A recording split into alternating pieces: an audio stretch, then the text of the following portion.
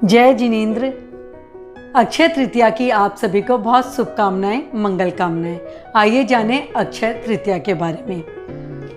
जैसा कि नाम से विदित है, अक्षय यानी जो चिर स्थायी हो और तृतीया एक तिथि है। ऐसी तिथि जो स्थायित्व प्रदान करती है, जो स्थायी रहती है, न कभी घटती है और न बढ़ती है। इस दिन सूर्य और चंद्र भी अपने पूरे प्रभाव में होते हैं, इसलिए भी इस दिन को शुभ कहा जाता है। आज के दिन बसंत ऋतु का समापन होता है और ग्रीष्म काल का प्रारंभ होता है। भारत में श्रमण संस्कृति और वैदिक संस्कृति मूल रूप से हैं। दोनों ही संस्कृतियों में अक्षय तृतीया विशेष स्थान रखती है, लेकिन मान्यताएं दोनों की भिन्न भिन्न है। वैदिक संस्कृति को, सनातन संस्कृति को देखें तो आज ही के दिन ऋषि वेदव्यास और श्री गणेश ने महाभारत की रचना कार्य प्रारंभ किया।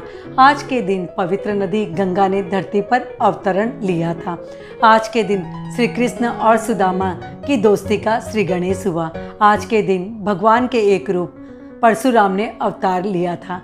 आज ही के दिन जगन्नाथ भगवान के रथ का निर्माण कार्य प्रारंभ होता है। आज ही के दिन 4 धाम में एक बद्रीनाथ धाम के द्वार भक्तों के दर्शनार्थ खोल दिए जाते हैं। इस तरह सनातन संस्कृति में महत्वपूर्ण स्थान रखती है ये तिथि। कहा जाता है जप, तप, दान, हवन आदि करना चाहिए। जैन संस्कृति में इसका महत्व वर्तमान अवसर्पणी काल के प्रथम तीर्थंकर यानी कि वर्तमान 24 के प्रथम तीर्थंकर ऋषभ देव के जीवन से है। भगवान ऋषभ देव का जन्म अकर्म भूमि में हुआ था और उन्होंने कर्म भूमि में प्रवेश किया। उन्होंने लोगों को असी मसी, कृषि, कला, कौशल आदि का ज्ञान दिया। सामाजिक जीवन व्यवस्थित करने के बाद भगवान ऋषभ ने साधु जीवन स्वीकार किया, दीक्षा ग्रहण की। दीक्षा ग्रहण करते ही उन्होंने मौन व्रत ग्रहण कर लिया और 6 मास तक उन्होंने तप किया। भगवान का 6 मास का तप पूरा होता है और वे प्रतिदिन भोजन की गणवेशना के लिए निकलते हैं। अभी भी लोग उन्हें अपना राजा मान रहे थे।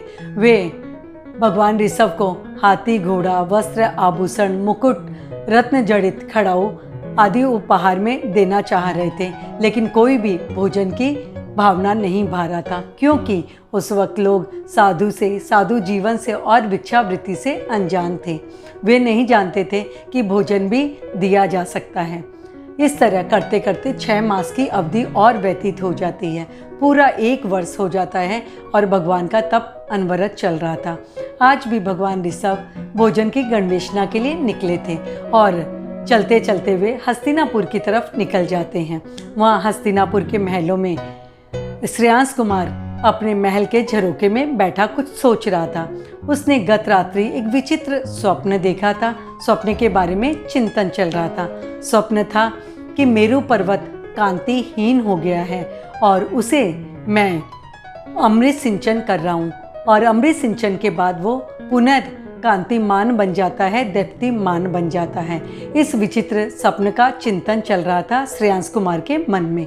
तभी श्रेयांश कुमार की दृष्टि राजमार्ग में पड़ती है। वहाँ पर उन्हें एक मुनि दिखते हैं। ध्यान से देखने पर पता चलता है कि ये तो उनके दादा महाराज हैं। तत्क्षण श्रेयांश कुमार अपने झरोखे से, अपने महल से नीचे आते हैं और ऋषभ प्रभु को वंदन करते हैं और उन्होंने अपने ज्ञान से जाना कि ये मेरे दादा महाराज हैं और उन्हें भोजन का योग नहीं मिल रहा है। उन्होंने भावना भाई भोजन के लिए, गोचरी के लिए ऋषभ प्रभु उनके महलों में पधारते हैं। उस वक्त श्रेयांश कुमार के महल में 108 इच्छू रस के घड़े आए हुए थे। किसानों ने उपहार स्वरूप अपने राजा को भेंट किए थे।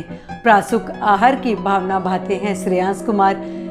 भगवान ऋषभ प्रभु ने अंजलि बनाई और श्रेयांश कुमार ने इच्छू रस से उनका पारणा कराया। इस तरह 1 वर्ष की तपस्या का पारणा आज के दिन ही यानी कि वैशाख शुक्ला तृतीया को होता है। जैन श्रावक श्राविकाएं आज भी भगवान ऋषभ के इस पारणे को याद करके वर्षी तप का तप करते हैं। ये तप प्रारंभ होता है चैत्र शुक्ला अष्टमी के दिन और संपन्न होता है वैशाख शुक्ला तृतीया को। जैन दर्शन में इस तिथि का ये महत्व है। सामाजिक और लौकिक दृष्टि से देखें तो भी इस तिथि का बहुत महत्व है। ये अबुझ तिथि कही जाती है और इस दिन हर शुभ और अच्छे काम का श्री गणेश करना चाहते हैं हम श्रावक। इस दिन सोना खरीदने की भी प्रथा है और इस दिन घर घर अम्मलवाणी और खिचड़ा बनाया जाता है। नई मिट्टी की हांडी इसी दिन डालते हैं और उसकी पूजा करते हैं और कामना करते हैं पूरा ग्रीष्म काल हमारे लिए शीतलता देने वाला हो, हमारे तन और मन को शीतल करता रहे। और ये संक्षिप्त सी जानकारी अक्षय तृतीया के बारे में जो आपने सुनी। जय जिनेंद्र।